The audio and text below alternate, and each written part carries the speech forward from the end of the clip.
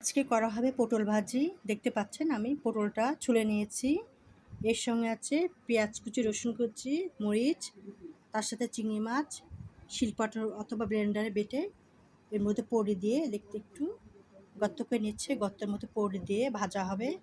এর মধ্যে দেওয়া হবে হলুদ, লবণ আর সামান্য একটু মরিচের গুঁড়া দিয়ে রেসিপিটা করা হবে, ভাজা হবে। খেতে কিন্তু খুবই দুর্দান্ত মজাদার। পটল সবারই প্রিয়। পটল ভাজি বলেন, আবার চিংড়ি মাছ দিয়ে ভাজি বলেন, ভিতর পুর দিয়ে খেতে কিন্তু খুব মজাদার। গরম ভাতের সাথে খাওয়া হবে। আমি আজকে এই পটল ভাজি রেসিপি নিয়ে আসছি।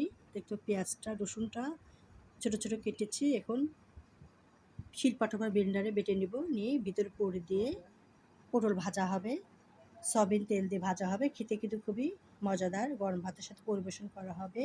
সবাই কিন্তু পটল ভাজি পছন্দ করে। সবারই কম বেশি সবাই কিন্তু পটল ভাজিটা খায় অথবা পছন্দ করে। মাছ দিয়েও খুব ভালো লাগে, ভাজিটাও ভালো লাগে। সেও চিংড়ি মাছ দিয়ে পুর দিয়ে এই ভাজিটা ভাজা হবে। খেতে কিন্তু খুবই লোভনীয়, টেস্টফুল। আমি রসুন, পেঁয়াজ আর কাঁচা শুকনো মরিচ, তার সাথে আছে চিংড়ি মাছ বেটে নিব। বেটে ভিতর পড়ে দিয়ে এই পটলটা ভাজা হবে। দেখতে পাচ্ছেন আমি ছুলে নিয়েছি, এভাবে ছুলে নিয়েছি। ছুলে নিতে হবে, খেতে কিন্তু খুবই ভালো লাগবে। মরিচ, রসুন, পেঁয়াজ বেটে নিয়েছি এবং চিংড়ি মাছটা লবণ দিয়ে বেটে নেব। সামান্য হলুদ, একটু লবণ দিয়ে আছে, আমি মেখে নিচ্ছি। নিয়ে ভিতর পুর দিয়ে ভাজি করা হবে। সম্পূর্ণ গাঢ় একটু মেখে নিচ্ছি।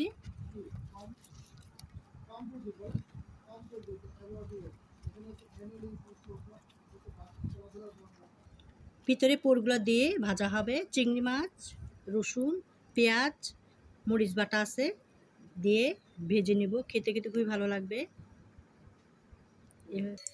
পুরগুলো দিয়ে ভাজা হবে, দিয়ে দিচ্ছি, এভাবে ভেজে নেব।